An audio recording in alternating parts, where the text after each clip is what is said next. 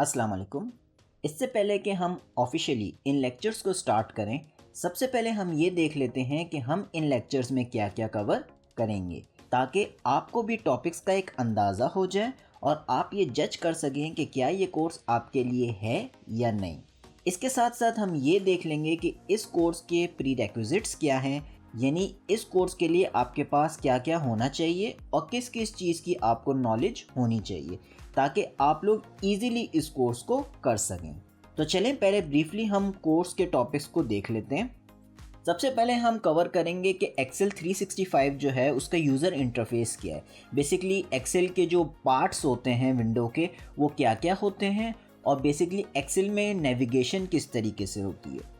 Secondly हम cover करेंगे basic data entry को, कि किस तरीके से डेटा की एंट्री होती है, मॉडिफिकेशन होती है, ताकि आसानी के साथ आप डेटा को एंटर कर सकें और यूज़ कर सकें एक्सेल को प्रॉपरली।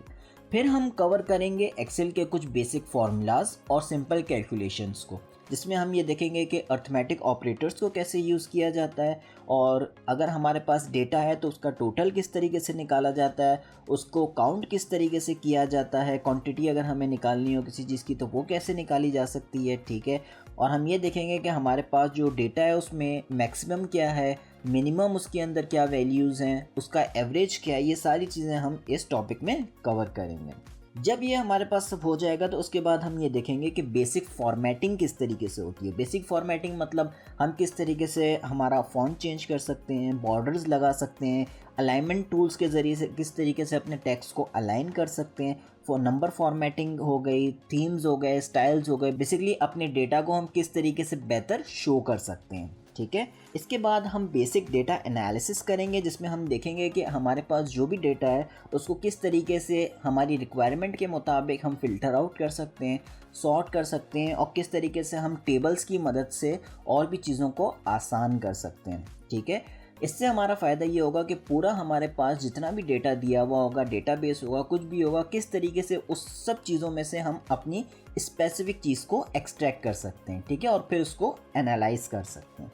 फिर हम कुछ चार्ट्स को देखेंगे कि जैसे हमने जो डेटा हमने टेबल फॉर्म में एनालाइज किया हुआ है उसको किस तरीके से हम ग्राफिकल फॉर्म में कन्वर्ट कर सकें, ताकि विजुअलाइजेशन की मदद से हम लोगों को वो चीज़ दिखा सकें। क्योंकि आपको पता है कि ये ग्राफिकल विजुअलाइजेशंस और ये चार्ट्स वगैरह जो होती है, इसकी मदद से चीज़ें बहुत आसानी से समझ आ सकती हैं, और इसके लिए आपको ये चार्ट्स बनाना आना चाहिए। आपको पता होना चाहिए कि किस तरीके से आप अपने डेटा को चार्ट्स में कन्वर्ट कर सकते हैं, ठीक है।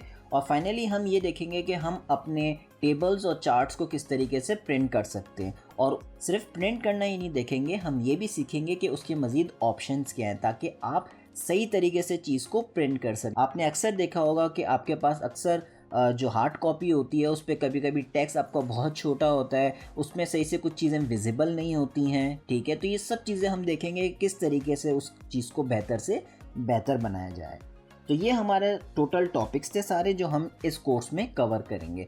फ्रॉम बेसिक यूज़र इंटरफेस से आपकी data entry, formatting, data analysis, आपकी ग्राफिकल रिप्रेजेंटेशन, और finally in form of print आप अपने डेटा को किस तरीके से कन्वर्ट कर सकेंगे। ये सारी चीज़ें हम इस कोर्स में आहिस्ता आहिस्ता कवर करेंगे। नेक्स्ट हम ये देख लेते हैं कि प्री रेक्विजिट्स इस कोर्स के क्या हैं। एक अच्छी बात यह है कि इस कोर्स से पहले आपको एक्सेल या आईटी की नॉलेज होना ज़रूरी नहीं है, ठीक है। हम बिल्कुल बेसिक से स्टार्ट करेंगे ताकि आसानी से आप इस कोर्स को कवर कर सकें। इस कोर्स के लिए अगर आपको किसी चीज़ की ज़रूरत है तो वो है एक कंप्यूटर। अब वो इन फॉर्म ऑफ डेस्कटॉप हो या लैपटॉप है, वो आपके ऊपर है। ये इसलिए है ताकि आप आसानी से इस चीज़ों की, जो भी मैं आप लोगों को चीज़ें करवा रहा हूँ, उनकी आप इजीली प्रैक्टिस कर सकें। और उस कंप्यूटर के अंदर आपके पास एक्सेल होना चाहिए। जितना लेटेस्ट वर्जन आपके पास एक्सेल होगा उतनी ही अच्छी चीज़ है। बेहतर यह है कि आपके पास 365 हो, ठीक है। अगर आपको ये करना आता है तो वेल एंड गुड है, अगर नहीं आता तो वो भी मैं आगे के लेक्चर्स में आप लोगों को बता दूंगा किस तरीके से आप अपने कंप्यूटर के अंदर ऑफिस 365 को इंस्टॉल कर सकते हो। तो चलें इस लेक्चर को यहाँ पे एंड करते हैं। होपफुली आप लोगों को समझ में आ गया होगा कि ये लेक्चर किस चीज़ के बारे में है और इसमें हम लोग क्या क्या चीज़ें कवर करेंगे। तो चलें इस लेक्चर को यहाँ पे एंड करते हैं और नेक्स्ट लेक्चर से ऑफिशियली इस सीरीज़ को स्टार्ट करते हैं। Let's go.